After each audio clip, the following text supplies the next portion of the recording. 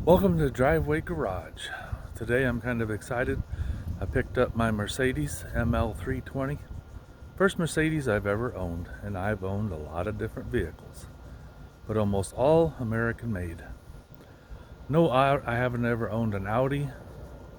I had an old Volkswagen van, a couple of those, but no Mercedes. So anyway, it's getting towards sundown here, so I'm going to see what shows up.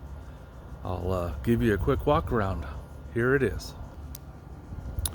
I bought this from a couple, and the guy's mom was the original owner.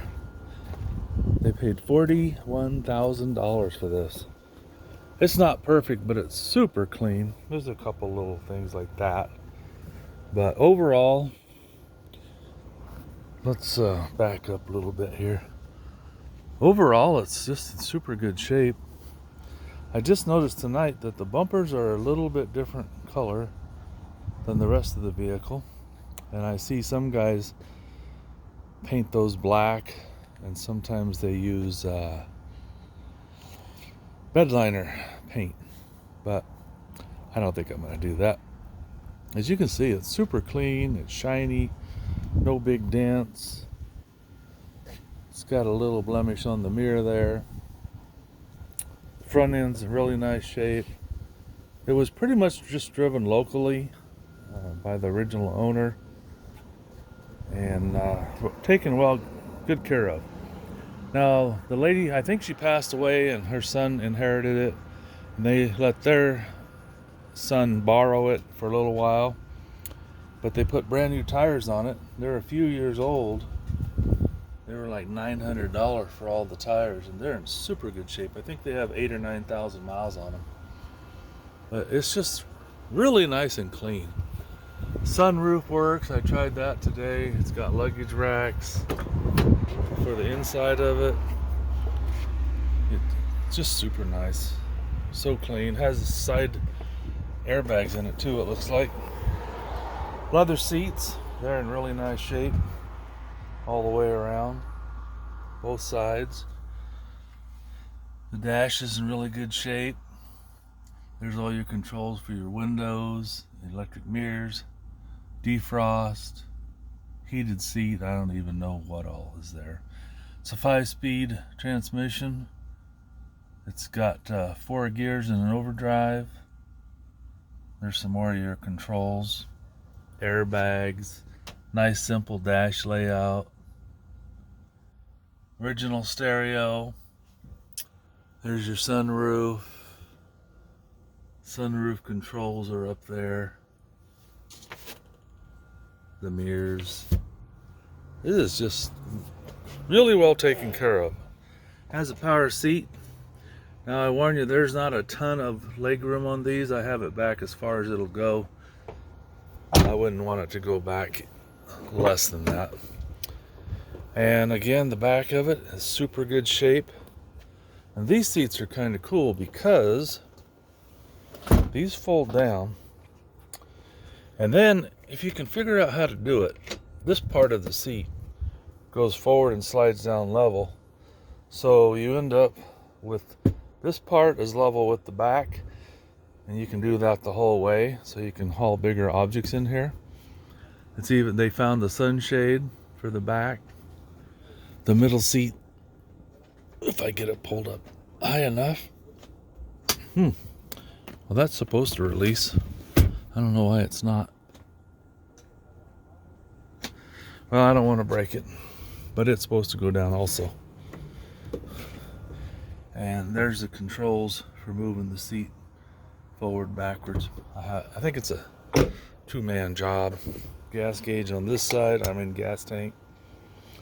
And I've heard rumors that you're supposed to put premium fuel in, not just regular gas. It's better.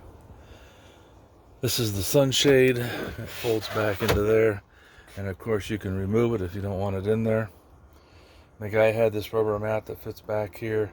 Now these come with a sealed transmission. There's a cap, but there's no dipstick, and this guy had bought a dipstick, so I'm going to use that. Check the transmission fluid. I may go ahead and flush it out.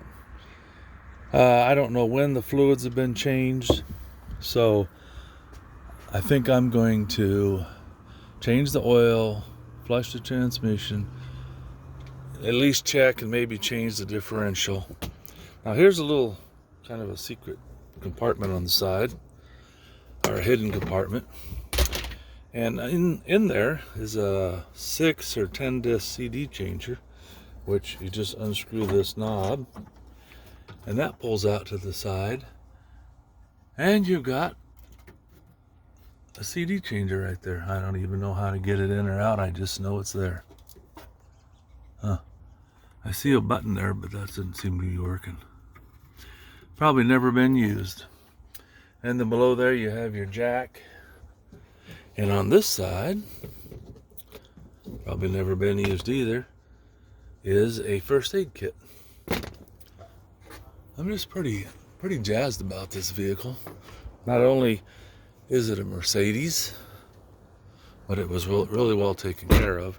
It only has 108,000 miles on it, so that's really nice too. I see a lot of these that have close to 200,000 or more. Now this one is a little easier to operate. You pull this button up, this seat folds down. Now I've got the front seat back all the way, so this might not work, but hang on a second.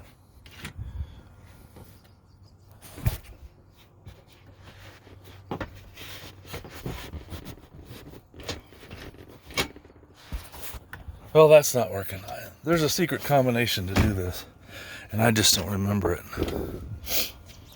I think, oh yeah, that's right. There's another lever here. Anyway, I'll figure that out. I'll do a separate video on it. I just wanted to do a quick walk around before it got too dark, but the interior, it's just like almost new. It was an older lady that owned it, so she probably never even used the back seat. And then the guy let his son borrow it to go to the Grand Tetons for something. He probably never, I think he did say they folded it down and slept in the back. But power seat here, of course it goes forward. I guess it does go up and down a little bit, back. I also found out when I was looking at something, there is a, let me get this out of the way. There's a secret compartment down here underneath the front seat. I say secret, I guess, unless you know it's there. And it even has a key thing that you can lock it. And it's got this tool, which looks a lot like the tool they were using to remove the steering wheel in this vehicle. Another Mercedes like this, when they replaced the steering wheel because the other one was worn out. But I don't know if that's what it goes to. But anyway, it's a nice, cool place to keep something secure. And most people won't know what's there. Glove box. It's empty. I had the owner's manual and everything else inside. Now it came with the original window sticker. This car, or SUV, sold for $41,000 brand new. And I hate to even say what I bought it for, but it was $1,200. Now I watched another video. They were complaining about their studs on their wheels, and I can see why. They're pretty rusty. But I could take those off, clean them up a little bit, and spray them with some silver Rust-Oleum, and that'll make them look a lot better. Maybe black. It's got a 6-cylinder motor. Let me pop the hood. I'm not sure if it's too dark under there to see, but we'll find out. There's your hood release. Now on these Mercedes, you have to go right under the front emblem, right here, and there's a lever you pull out. And when you pull that out, you can lift the hood up, and it is heavy. Now once you get the hood up, you can see the hood latch there. It goes up there right toward the center in that small hole to the right. You can barely see it. This is the 6-cylinder Mercedes engine, and this one's a little bit dusty, but that's okay. Now the compressor for the air conditioner's down in there underneath the oil filter, which is there, oil fill, which is there. I found the low pressure line and the Schrader valve It's back over there. You can see it. But I haven't figured out where the high pressure line is. I want to hook my air conditioner tool up to it and start the motor and see what it's doing, because right now the air compressor isn't kicking in. There's a couple fans here that are supposed to work when the air conditioner's working, but at the moment it's not. Tomorrow I'm going to start doing some videos one at a time on fixing different things. Now this is the oil check dipstick, and it's red, and the end of it is red, so when you pull it out it looks like your oil is red, and I thought that was the transmission, because normally when they're red it's the transmission. But the transmission one is that black knob right there that you can barely see, and I can't get that pulled off of the dipstick tube because there's some kind of safety latch on it, so I'm going to work on that. There's your windshield wiper reservoir. Those are your fuses. And batteries over there. Air cleaner. Hang on while I drop this baby down. Now, I found out that this has a cabin air filter. It's underneath the passenger side under the glove box, and there's a screw there and a screw over there, and there's supposed to be some kind of a lever. You can't see it, but in the back there's a lever that you pull on it and this whole thing will come down, and then there's a little trap door for the cabin air filter. I have no idea if they've ever changed it, because a lot of people don't even know they have them. So that's one of the first things I'm going to do tomorrow, and hopefully I'll remember to make a video on it. And if I have to, I'll go to the local parts store, get a cabin air filter, or I may just order one from Amazon. We'll see. Super nice vehicle. It was owned by an older person, so there's a few little places like that has a scratch. The plastic mirror cover evidently got cracked at one time. Sometimes you can buy those pretty cheap. There's a little scratch right there. Never mind the bird poop. Now this thing is built on a truck chassis, so it's got torsion bars that you can crank the front end up and down. And I'm trying to get an idea here on the height. It looks like the front might be a little bit lower than the back, so maybe I'll tighten up the suspension, loosen it up, tighten it up, however you want to say it, but I'll raise that front end up just a hair so it's level. I'll have to get a tape measure out and see what it's measuring, but from my eyeball it looks like it might be a little lower, which makes sense. Over the years I'm sure they're going to sag a little bit. What else can I tell you about it? It's loaded. Electric heated seats, power windows, power mirrors, intermittent window wipers, CD player in the back. Let's see, I did watch a video where a guy pushed a button. Oh, it was a different kind. Yeah, this one has a cassette player too, so you could plug in one of those cassette adapters if you wanted to plug your phone into it.